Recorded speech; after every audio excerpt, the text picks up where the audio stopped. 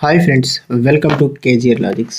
ఈరోజు మనం ఈ వీడియోలో ఇండియన్ పోస్ట్ జీడిఎస్ గ్రామీణ డాక్ సేవక్ అలాగే వాటికి సంబంధించిన పోస్టుల గురించి ఈరోజు మనం ఈ వీడియోలో కంప్లీట్గా చెప్పుకోబోతున్నాం. వాటి శాలరీ గురించి అలాగే ప్రమోషన్స్ గురించి ఇలా చాలా రకాల బెనిఫిట్స్ గురించి ఈ జాబ్లోకి వెళ్తే ఎటువంటి బెనిఫిట్స్ ఉంటాయో అన్నీ కూడా క్లారిటీగా చెప్పుకోబోతున్నాం. వీడియో లాస్ట్ వరకు చూడండి. ఇంకా మన ఛానల్ని మీరు సబ్స్క్రైబ్ చేసుకోకపోతే వెంటనే సబ్స్క్రైబ్ చేసుకోండి. ఇండియన్ పోస్ట్ జీడిఎస్ భారత ప్రభుత్వం సంచార శాఖ డిపార్ట్మెంట్ ఆఫ్ పోస్ట్స్లోని ఒక కేంద్ర ప్రభుత్వం ఉద్యోగం అన్నమాట. ఇది 10వ తరగతి ఉత్తీర్ణులకు ఉద్యోగ అవకాశాన్ని కల్పించే గ్రామీణ ప్రాంతాలకు సంబంధించిన పోస్టల్ జాబ్. సో దీంట్లో మనం చూసుకున్నట్లయితే 3 కేటగిరీస్ ఉంటాయి. ఒకటి branch post master, assistant branch post master, Dak Sevak అనమాట. సో బ్రాంచ్ పోస్ట్ మాస్టర్ యొక్క బీపీఎం యొక్క కర్తవ్యాలు ఏంటంటే శాఖ పోస్ట్ ఆఫీసును నిర్వహించడం, కస్టమర్ సేవలు, డిపాజిట్లు, విత్డ్రాస్, బ్యాంకింగ్ సేవలను నిర్వహించడం అనమాట. అలాగే అసిస్టెంట్ బ్రాంచ్ పోస్ట్ మాస్టర్ యొక్క ఏబిపిఎం యొక్క కర్తవ్యం ఏంటంటే బీపీఎంకి సహాయపడడం అనమాట. మెయిల్ డెలివరీ, మార్కెటింగ్ చేయడం, India post payments bank IPPB సేవలు అందించడం.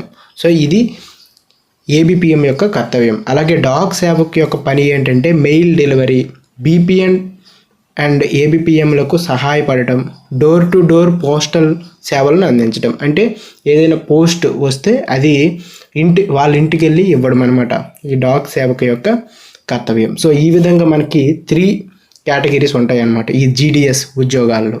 నెక్స్ట్ చూసుకున్నట్లయితే జీతాలు బీపీఎంకి అయితే స్టార్టింగ్ 12,000 ఉంటుంది.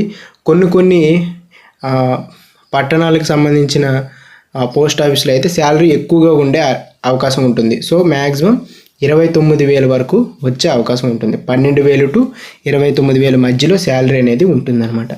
ఏబిపిఎం అండ్ డాక్ సేవక్కి స్టార్టింగ్ 10,000 శాలరీ ఉంటుంది. కొన్ని దగ్గరలో 24,000 వరకు శాలరీ వచ్చే అవకాశం ఉంటుంది. సో నెక్స్ట్ చూసుకున్నట్లయితే శాలరీతో పాటు కొన్ని అదనపు లాభాలు ప్రయోజనాలు కూడా ఉన్నాయన్నమాట. అవి ఏంటంటే వార్షిక పెంపు, ఇంక్రిమెంట్ కూడా ఉంటుంది. ప్రతి సంవత్సరానికి 100 వరకు పెరిగే, అంటే మీ శాలరీలో 3% అనేది ప్రతి ఇయర్ యాడ్ అవుతుందన్నమాట ఎక్స్ట్రాగా. నెక్స్ట్ చూసుకున్నట్లయితే డిఆర్ఎస్ ఎలివెన్స్, డిఏ కూడా ఉంటుంది. సో ఈ డిఏ అనేది సంవత్సరానికి 2 సార్లు మారుతూ ఉంటుంది. అసలు ఈ డిఏ అంటే ఏంటంటే నిత్యావసర వస్తువులు ఉంటాయి కదా, వాటి ధరలను ఉద్దేశించి డిఏ అనేది మీకు ఈ శాలరీలో యాడ్ అవ్వటం జరుగుతుందన్నమాట.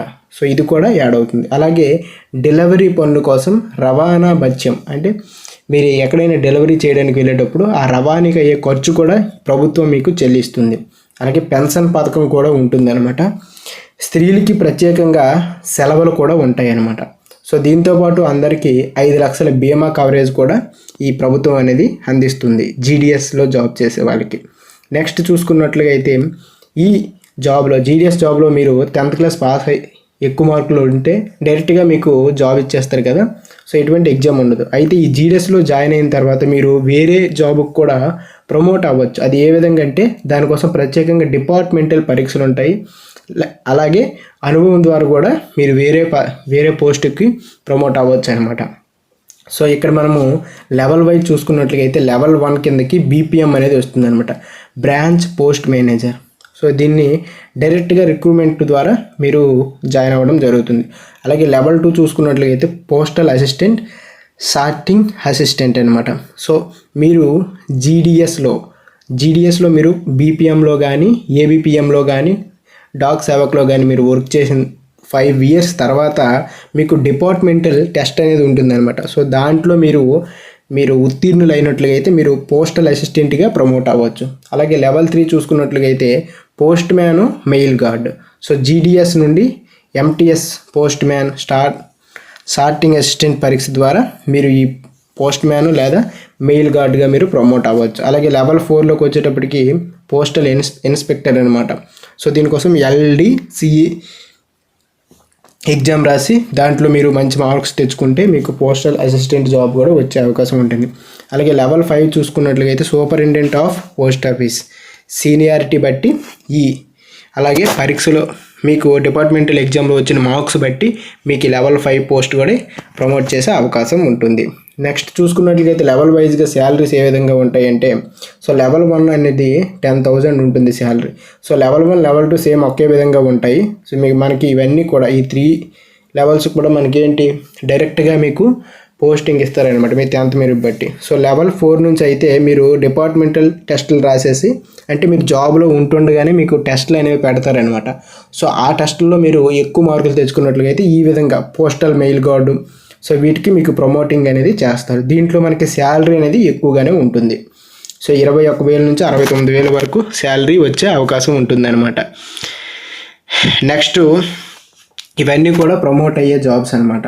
అర్థమవుతుందా? సో మీరు ఆల్రెడీ జాబ్లో జీడిఎస్లో జాయిన్ అయిన తర్వాత 10th మెరిట్తో, ఆ తర్వాత మీకు ఎగ్జామ్స్ రాయడం వల్ల, డిపార్ట్మెంట్లో టెస్ట్ రాయడం వల్ల మీకు ఇలాంటి జాబ్స్కి మీరు ప్రమోట్ అయ్యే అవకాశం ఉంటుంది. వీటిలో శాలరీ అనేది ఎక్కువగానే ఉంటుంది. నెక్స్ట్ పని సమయాలు చూసుకున్నట్లయితే బీపీఎం బ్రాంచ్ మేనేజర్కి రోజుకి 4 నుంచి 5 గంటల వర్క్ అనేది ఉంటుంది. అలాగే ఏబిపిఎంకి, డాక్ సేవక్కి రోజుకి 3 నుంచి 4 గంటల వర్క్ అనేది ఉంటుంది. సో ఈ పని సమయాలు అనేవి స్థిరమైనవి కాదు, ఎందుకంటే పని భారం ట్రాన్సాక్షన్లపై ఆధారపడి ఉంటుందన్నమాట. నెక్స్ట్ ఎంపిక విధానం చూసుకున్నట్లయితే మీ అందరికీ తెలిసి ఉంటుంది, 100% మెరిట్ ఆధారంగా ఎంపిక చేస్తారనమాట. ఎటువంటి పరీక్ష లేదు, ఇంటర్వ్యూ కూడా ఉండదు. 10వ తరగతి మార్కుల ఆధారంగా ఎంపిక, మార్కులు పొందిన వారికి అధిక మార్కులు పొందిన వారికి ఎక్కువ అవకాశాలు ఉంటాయి. అధిక విద్యా అర్హతలకు ప్రాధాన్యత ఉండదు. మీరు ఎంత చదివినా సరే మీకు ప్రాధాన్యత ఉండదు. మీ 10th మెరిట్ బట్టే మీకు జాబ్ వచ్చే అవకాశం ఉంటుందన్నమాట. నెక్స్ట్ చూసుకున్నట్లయితే ట్రై బ్రేకింగ్ నిబంధనలు అనమాట. ఫర్ ఎగ్జాంపుల్ ఓబీసీ కేటగిరీలో 2 ఉన్నారు. సో ఆ ఇద్దరికి సేమ్ ఒకలాగే 10th మార్క్స్ వచ్చాయి. అప్పుడు ఎవరికి పోస్ట్ ఇస్తారంటే వాళ్ళిద్దరిలో ఎవరికైతే ఎక్కువ ఏజ్ ఉందో వాళ్ళకి ఫస్ట్ ప్రిఫరెన్స్ అనేది ఇవ్వడం జరుగుతుంది. అలాగే ఈ పోస్టులు జాయిన్ అవ్వాలంటే ఎస్సీ, ఎస్టీ, ఓబీసీ వీళ్ళకి ప్రత్యేకమైన రిజర్వేషన్లు కూడా ఉంటాయి అన్నమాట. నెక్స్ట్ అర్హత ప్రమాణాలు చూసుకున్నట్లయితే విద్యా అర్హత 10వ తరగతి ఉత్తీర్ణత, మ్యాథ్స్ అండ్ ఇంగ్లీష్ తప్పనిసరి. మీరు చదువుతున్న 10వ తరగతిలో మ్యాథ్స్ అండ్ ఇంగ్లీష్ అనేది తప్పనిసరిగా ఉండాలి. సో వయస్సు 18 నుంచి 40 సంవత్సరాల వరకు మీరు అప్లై చేసుకోవచ్చు అనమాట దీనికి. అలాగే ప్రాంతీయ భాష, మీరు ఎక్కడైతే అప్లై చేశారో అక్కడ లాంగ్వేజ్ అనేది మీకు ఖచ్చితంగా వచ్చి ఉండాలి. అలాగే కంప్యూటర్ పరిజ్ఞానం ఎంతో కొంత నాలెడ్జ్ అనేది ఉండాలి. సైక్లింగ్ సామర్థ్యం, డాగ్ సేవక్ జాబ్లో ఉన్న వాళ్ళకి మాత్రమే ఈ తప్పనిసరిగా మీకు సైకిల్ అనేది తొక్కడం రావాలన్నమాట. నెక్స్ట్ ఇక్కడ మనం ఈ జాబ్కి అప్లై చేయడానికి మనకి ఏజ్ రిలాక్సేషన్ కూడా ఉందన్నమాట. ఎస్సీ, ఎస్టీ వాళ్ళకి 5 years ఎక్స్ట్రా, ఓబీసీ వాళ్ళకి 3 years, పీడబ్ల్యూడి 10 years, పీడబ్ల్యూలో ఎస్సీ, ఎస్టీ వాళ్ళకి 15 years, పీడబ్ల్యూడిలో ఓబీసీ వాళ్ళకి 13 years. సో ఈ విధంగా మనకి ఏజ్ రిలాక్సేషన్ కూడా ఉందన్నమాట. నెక్స్ట్ చూసుకున్నట్లయితే మీకు ఎప్పుడైనా సంవత్సరానికి ఇవి 2 సార్లు పడతాయి అన్నమాట ఈ పోస్టులు. మీరు ఎప్పుడైనా అప్లై చేసుకోవాలనుకుంటే ఆన్లైన్ ఇండియన్ పోస్ట్ జీడిఎస్ అనే వెబ్సైట్లోకి వెళ్తే మీకు మొత్తం ఇన్ఫర్మేషన్ అనేది తెలిసిపోతుంది అనమాట. సో అప్లికేషన్ ఫీజు వచ్చేటప్పటికి మనకి ఓబీసీ, ఈడబ్ల్యూఎస్, జనరల్ వాళ్ళకి 100 rupees ఉంటుంది. ఎస్సీ, ఎస్టీ, పీడబ్ల్యూడి మహిళా అభ్యర్థులకు ఉచితం అనమాట. పని భారం బాధ్యతలు, సో బిఎండబ్ల్యూ మొత్తం శాఖ పోస్ట్ ఆఫీస్ కార్యకలాపాలను నిర్వహించడం, కస్టమ్ లావాదేవీలు, డబ్బు నిర్వహణ, ఇండియా పోస్ట్ పేమెంట్ బ్యాంక్ సేవలు అందించడం. ఏబిపిఎం యొక్క పని భారం ఏ విధంగా ఉంటుందంటే బీపీఎంకు సహాయపడడం, మెయిల్ డెలివరీ, కస్టమర్లను సహాయపడడం. డాక్ సేవ కంటే మెయిల్ డెలివరీ మరియు కస్టమర్లకు సేవలు అందించడం. ఇవి ఆల్రెడీ మనం ముందుగానే తెలుసుకున్నాం. సో జీడిఎస్ ఉద్యోగం యొక్క లాభాలు, లోపాలు ఇప్పుడు మనం తెలుసుకుందాం. ఇది ఇంపార్టెంట్ అనమాట. సో లాభాలు ఏంటంటే ఇది ప్రభుత్వ ఉద్యోగం కాబట్టి స్థిరమైన భద్రత ఉంటుంది. ఈ జాబ్ నుంచి మీకు ఎవరు తీసేయలేరు. అర్థమవుతుంది. ఇది మనకి ఫస్ట్ బెనిఫిట్ అనమాట. స్థిరమైన జీతము అండ్ ప్రయోజనాలు కూడా ఉంటాయి. తక్కువ పని ఒత్తిడి, ఎందుకంటే మనకి 4 నుంచి 5 గంటలు మాత్రమే వర్క్ ఉంటుంది రోజుకి. సో తక్కువ పని ఒత్తిడి వల్ల జీవన సమతుల్యం కరెక్ట్గా ఉంటుంది. అలాగే పదోన్నతుల అవకాశాలు, అంటే మీరు ఎక్కువ శాలరీ ఇచ్చే పోస్టుకు కూడా వెళ్ళొచ్చు అనమాట.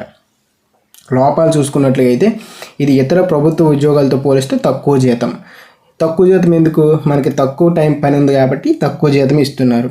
పెన్షన్ వెంటనే ఉండదు, గ్రాటిట్యూడ్ స్కీమ్ ద్వారా మాత్రమే. సో పెన్షన్ అనేది వెంటనే ఇవ్వరు, ఈ స్కీమ్ ద్వారా మీకు ఇవ్వడం జరుగుతుంది. గ్రాటిట్యూడ్ స్కీమ్ ద్వారా మాత్రమే ఇవ్వడం జరుగుతుంది. గ్రామీణ ప్రాంతాల్లో పోస్టింగ్ కొన్ని సందర్భాల్లో సవాలు అనిపించవచ్చు.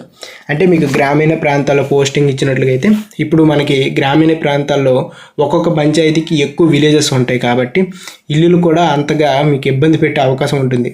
రూట్ మ్యాప్లు కూడా సరిగ్గా చూపించకపోవచ్చు. డాక్ సేవకు వాళ్ళకి ఎక్కువ ఇబ్బంది పెట్టే అవకాశం ఉంటుంది. సో ఇది పెద్ద కష్టమేం కాదు. సో నెక్స్ట్ చూసుకున్నట్లయితే తాజా అప్డేట్లు నోటిఫికేషన్. భారత తపాలా శాఖ ప్రతి సంవత్సరానికి 2-3 సార్లు జీడిఎస్ రిక్రూట్మెంట్ నోటిఫికేషన్ అనేది విడుదల చేస్తుంది.